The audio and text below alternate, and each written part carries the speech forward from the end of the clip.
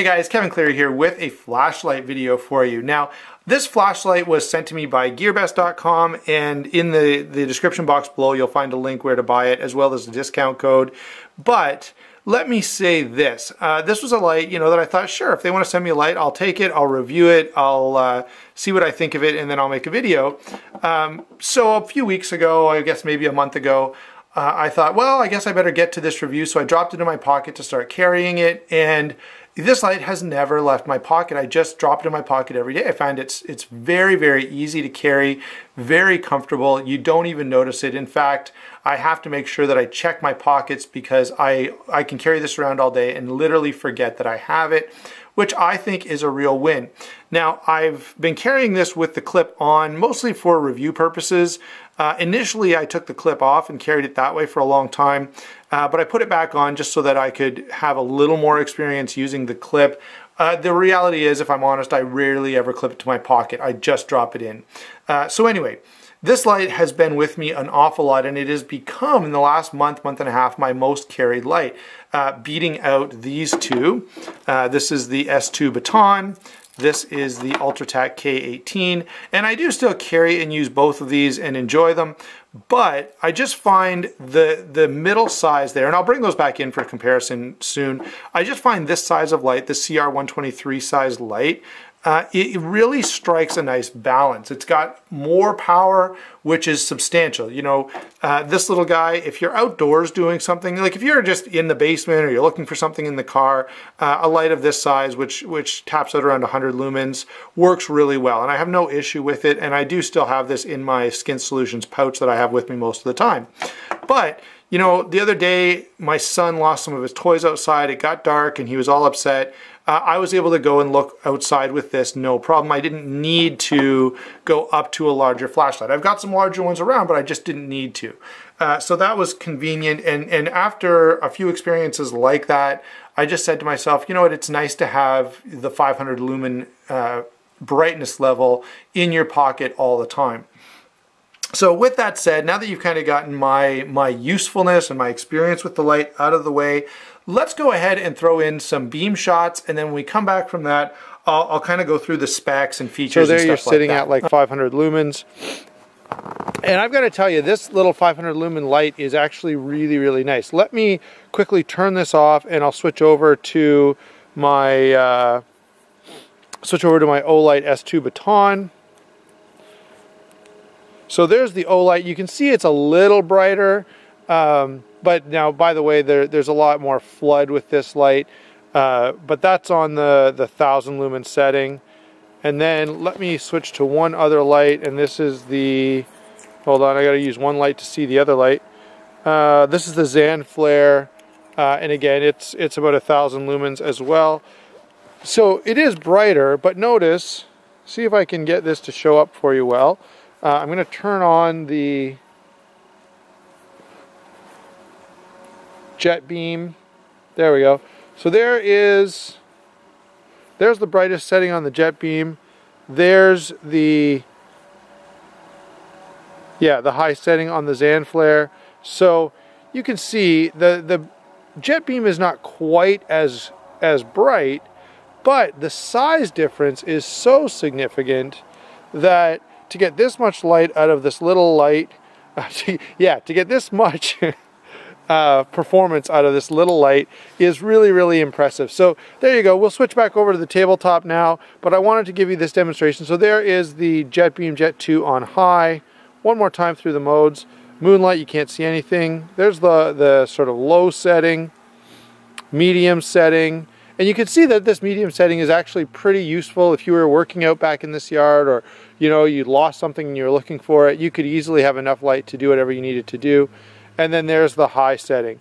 All right, we'll now, after I did that, we will switch over to the tabletop. There you go, guys. There's some of the outdoor shots that I took with this, and as well as a couple of other lights. As you can see, it's got the 4 modes starting at 0.5 lumens, which is like a moonlight mode, 5 lumens, which is somewhat useful and you can get by with. The setting that I use the most is the 100 lumen setting. And finally, there's the 510 lumens, which I have used, for example, as I told you, when I went outside to find some of my son's stuff, I used the full 500 lumens, and it works really well. Although I will say it'll step down naturally from that after a certain amount of time. And it's not going to last. If you're using it that way all the time, you're going to burn through batteries a little quicker. Now, let me give you some of the size and weight on this.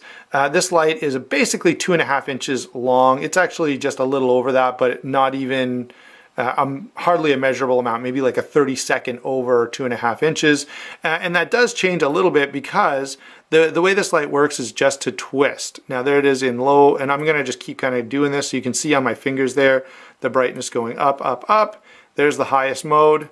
Now, one thing is there's no memory feature. So if I turn this back on, now we're back to moonlight mode, okay? Now,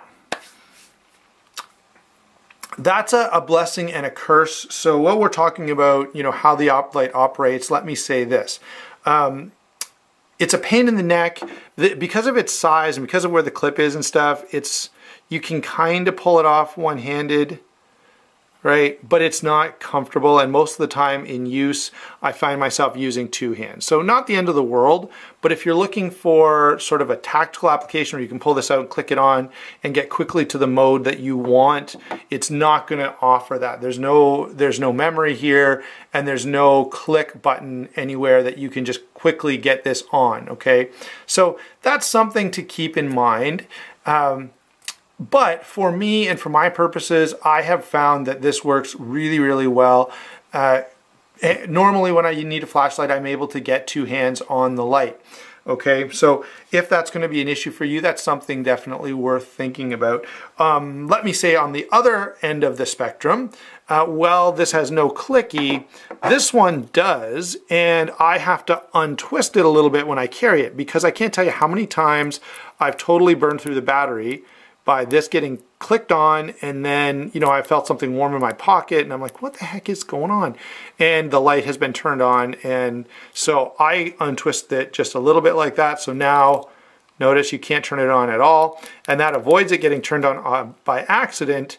But it would be nice to not need that. And of course, so this one, there's no turning it on by accident. It's a little tougher to get it to switch on, which, yeah, it can be a pain in the neck, but also can help to make sure that it doesn't turn on when you don't want it on. Let's see, what else do we need to know about this? It does have a few nice features that I like. Reverse battery protection, so that means if you get the battery in the wrong way, you're not going to wreck it. It is waterproof up to 2 meters, which is IPX8, which is really nice. Number 2, it's impact resistant for 2 meters, which again is really nice. And so right now it's winter here, and you know, I was using this the other night outside. It was miserable, and you know, that's, to me, I'm not going to dive underwater with a light, but I do often need a light when it's raining and miserable, and so that waterproof aspect is helpful in that regard, okay? Of course, you want a light that's impact resistant. It sucks if you drop your light and now it's no good, especially for a light. I mean, this is not an expensive light. They go for like 35 bucks or something, but also it's not cheap, right? That's a hefty price to pay for a little light like this. Now, as I say, there is a discount below, so you can save a little bit on that, but you don't want your $30 light to break the first time you drop it. So the impact resistance, again, is really nice. So there you go, guys. Overall, I really, really do like this light. And as I say, I came into this not knowing what I would think about it, and figuring, yeah, you know, I'll make a video. That's not a problem. But once I started carrying this for review purposes, I ended up just keep on carrying it because I really, really like it. And I can't tell you how many times this has been useful already. And of course, it's only been a couple of months that I've been carrying it with any regularity. So there you go, guys. I hope you enjoyed the video. Go ahead and hit that like button, hit the subscribe button. Let me know in the comments what your favorite light is to carry, and if you carry a light at all. Talk to you soon.